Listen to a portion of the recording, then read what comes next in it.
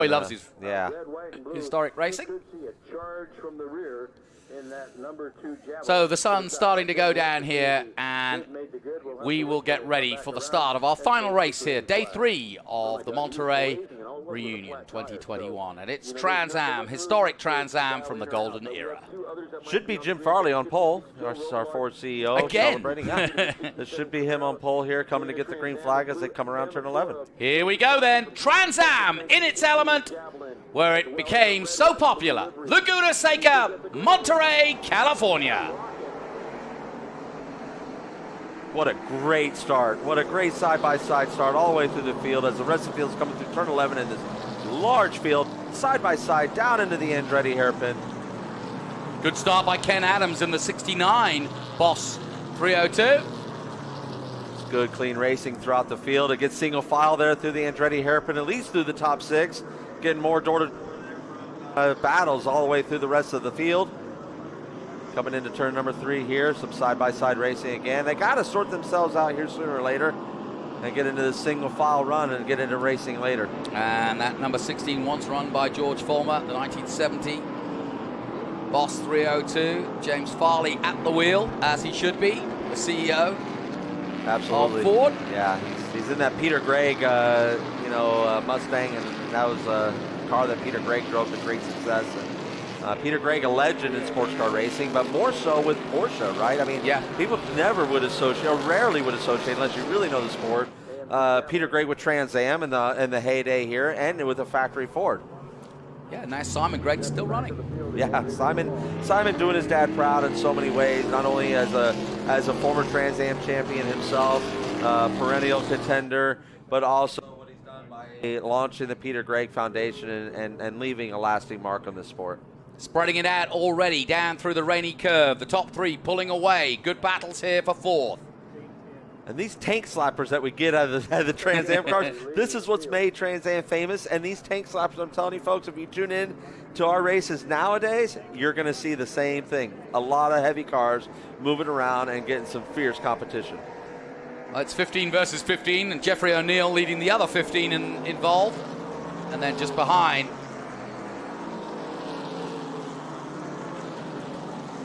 down towards Andretti curve one more time, into the hairpin. That number 42, that Sweet Savage car, it's one of my, I just love the color of it. Sweet Savage was super sweet, as they called him, and it was just a really neat person. Everyone revered him. You always hear everyone say nothing but kind words about the man, so it's just so great to see again more of his, because people associate him with IndyCar. They associate him with not so much with the Trans Am and his success in Trans Am and the mark that he made there. But that's where Sweet Savage really made a great name for himself. That was a change for the lead, I believe. Yep. And we're looking at the 69, number 19. Or do we have a problem, I wonder?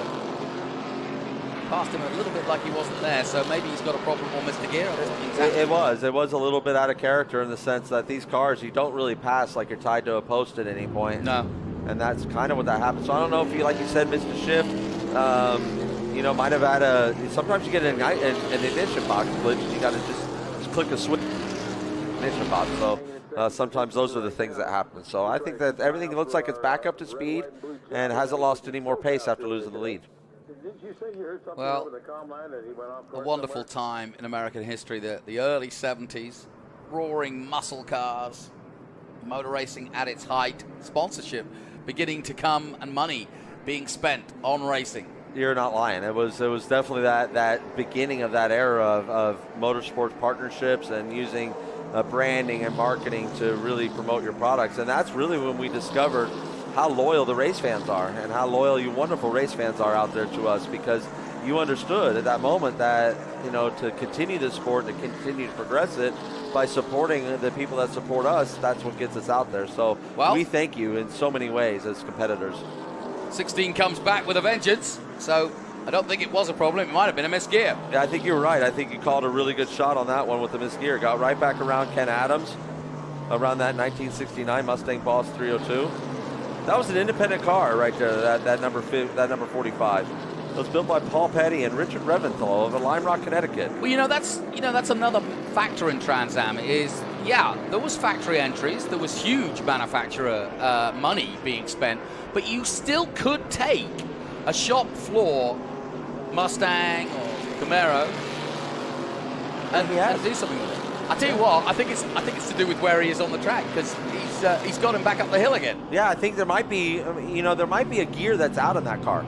Could be. Sometimes you lose third gear or second gear, and if you've lost a gear, let's say he has to go from first to third, then that's why those gaps will come. But that's why he's also able to so it's a really good show for the rest of the time that we're out here. And I'm right in saying, like I said, going back to that previous story, you could take a car from let's say the dealership, like the demo car, for example, and be coaxed into taking it out on a Sunday and demonstrating what it could do, and then putting it in front of the shop floor on a Monday and saying, hey, did you see it race on Sunday? Absolutely. That's what this was built on. Here we go.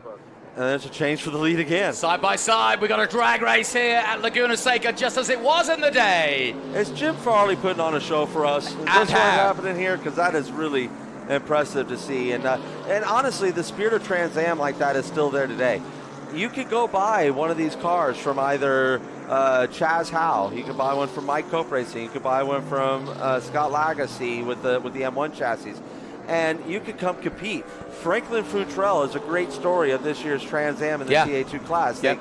They come as a club racing family. They come into Road Atlanta, a place that he knows very well, has spent a lot of time instructing there, and he absolutely waxes the floor with them in a very difficult class. So that is the spirit of Trans Am, and that is still very much alive. We have great teams. Mike Cope Racing is a very large team. Steven Miller team is a big team. Mm-hmm. The team I drive for, Peterson Racing, is a big team and a fantastic team. And I consider those teams to really be the giants in our paddock now. But you could come in and you could be David and still defeat Goliath inside the Trans Am paddock, and that's what makes it so special. And that's why we have big car counts in our series.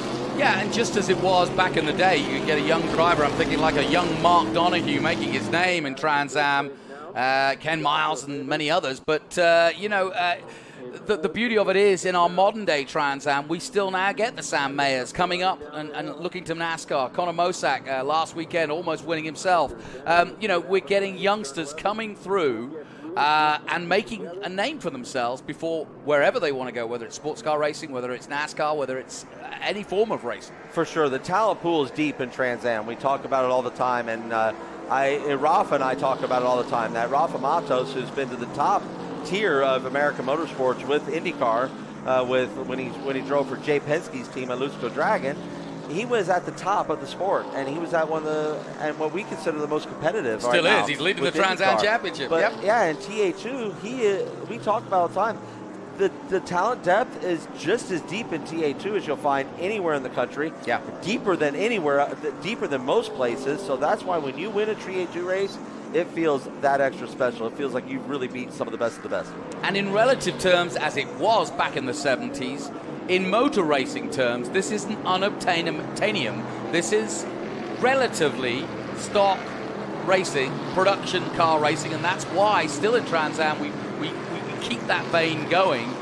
Sure, we've got tube cars and so on in TA, but we've still got the GT cars, we've still got production cars involved. Yeah, that is the beauty of Trans Am. We have, like you said, the purebreds, the tube frame cars, and that are built to do one thing and drive around a racetrack at top speed. And then we have the GT cars that are absolutely street cars that have been converted into race cars, just like the spirit of what we're watching right here. Every one of these cars we're watching lapping, that was a showroom car at one point. Yeah. And they took it off the showroom floor. Sometimes they acid dipped them. Sometimes they did some. Well, just explain that. Yeah, so the acid dipping is you basically dip the steel, you dip the chassis in acid and let it eat away at the steel.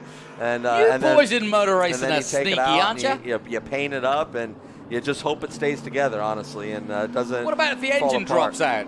Well, then you got caught. Yeah. Then look at this three-way battle. Come on. What a race!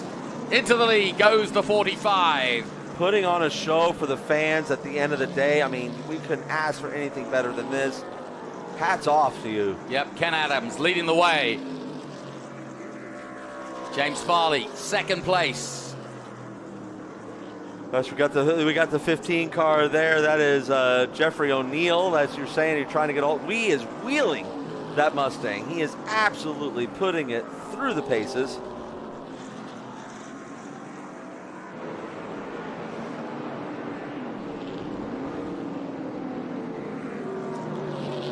Look at this, four-way, five-way battle now. Closing stages of this one. We got another good group battle here. So we've got two distinct groups, but they're not far off each other. We're gonna close this all up before the end of it. A 10-way battle for the win. That was a great run up the hill from turn 4 to turn 5 to turn 6, excuse me, and seeing battles all the way through this field. I mean, you can't really blink at any point. You're going to miss something. Tremendous. Into the corkscrew. Look at this. 1 and 2, 3, 4. Nothing between them. 5th place right there. Down through the rainy curve. Lap 6, about to go on to lap 7. Nothing between them at the front. It's Ken Adams who leads in the 45, but James Farley all over the back of him. Looks to the inside now. Will try to outbrake into the last corner. Does he pull it off? Well, either way, they're going to come out side by side. Yep, they do. There is not a seat that has a butt in it right now on the front straightaway. They are all on their feet watching the 3-wide battle down the front straightaway for the top 4 positions. This is fantastic. Look at this. This is how modern day Trans Am. This is like Nashville last weekend. That's it. I mean, we got the Sweet Savage 42. We have that up there. That is, let's see. Let me look at my notes. Peter Reed in that Sweet Savage number 42. What an awesome job he's doing up there at the front of the field. Well, as they battle, we're starting to get even more cars involved now. Coming up to one of the back markers, I noticed that the Mustang of the number 70, 69 of Drew Alcazar had been in the pits and out. Okay. But hopefully he's okay. Yeah. That could be him. Just in front. Wow, he's got everything, this. Oh, this is the closest race we've had all day. This is exactly how you want to end the day. This keeps the palate wet for tomorrow morning.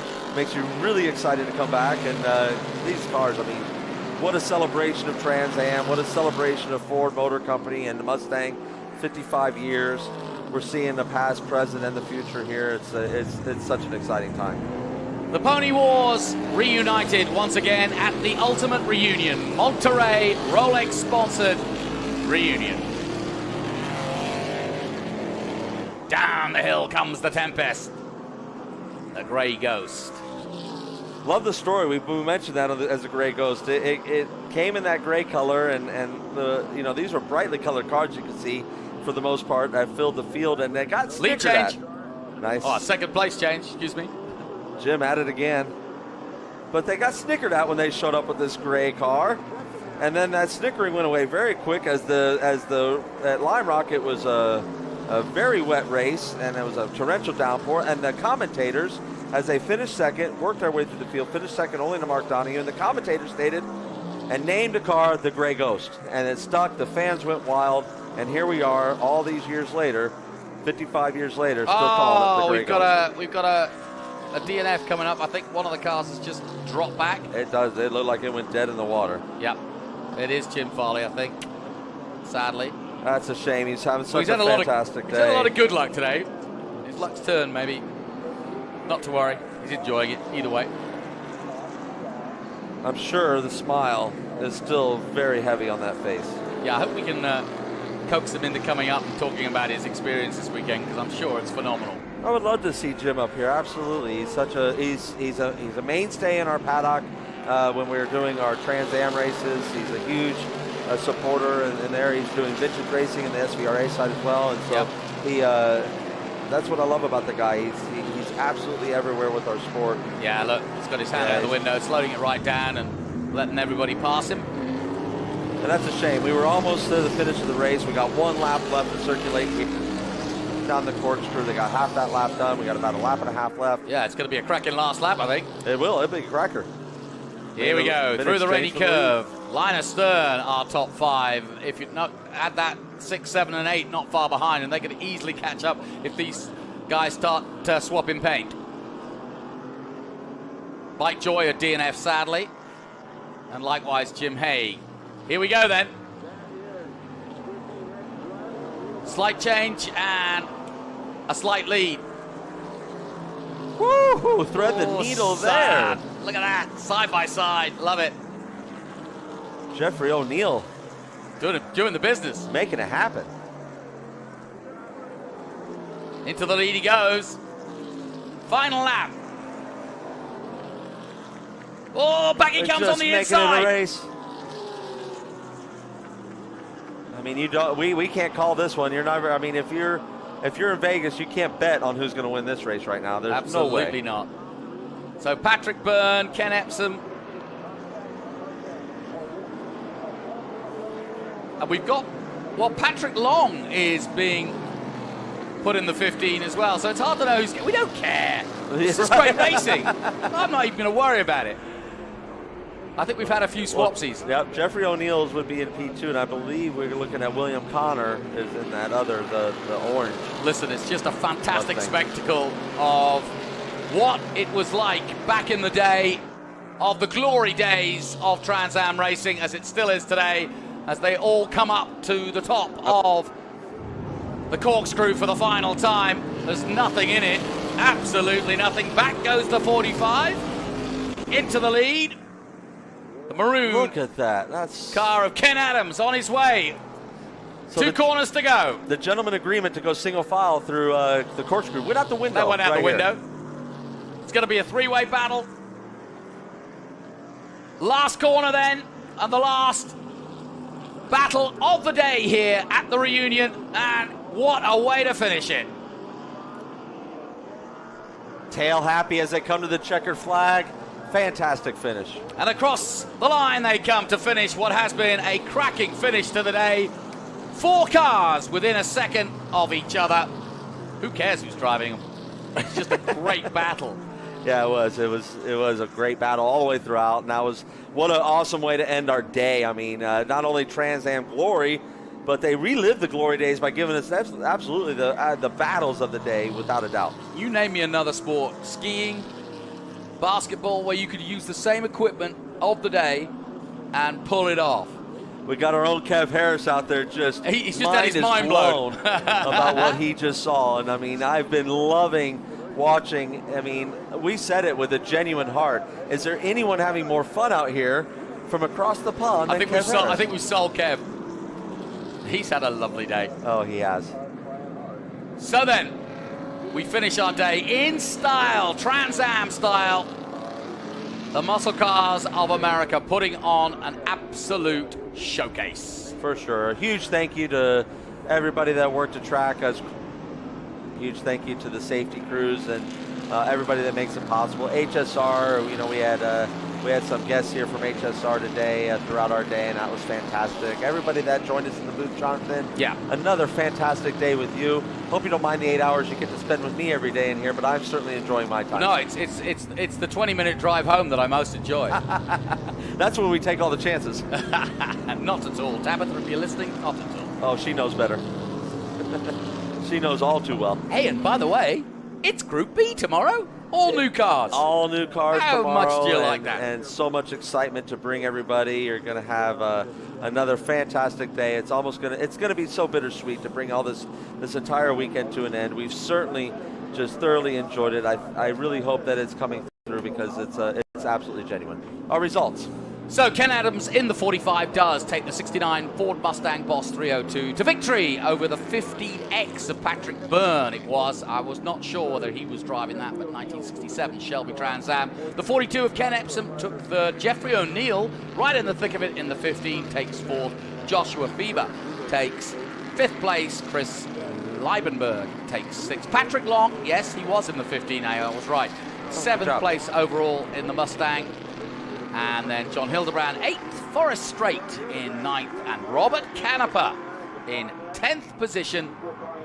And then a little further back, Peter Kloot in 11th place, Kevin Sittner in 12th, Nick DeVitas in 13th, Craig Connolly in another Ford Mustang in 14th, John Fudge 15th, Richard Goldsmith 16th, John Romano in 17th place in the Chevrolet Camaro. James Halsey in 18th. Brian Ferrin in 19th. And Carl Stein in the Shelby Trans Am from 1966. A little further down, Link Reed. Peter Reed was up at the front at one point. Terry Underwood up there in the Shelby Mustang. Gordon Johnson, Rick Jeffrey, Dennis Singleton, all heroes. Anthony Hart, Gary Underwood, Mike Eddy, and Michael Eisenberg. 30 cars putting on a show. It just doesn't get any better. And we've got one more day to do, and one more day of great racing to bring you. But I hope you've enjoyed what has been day 3 of the WeatherTech Raceway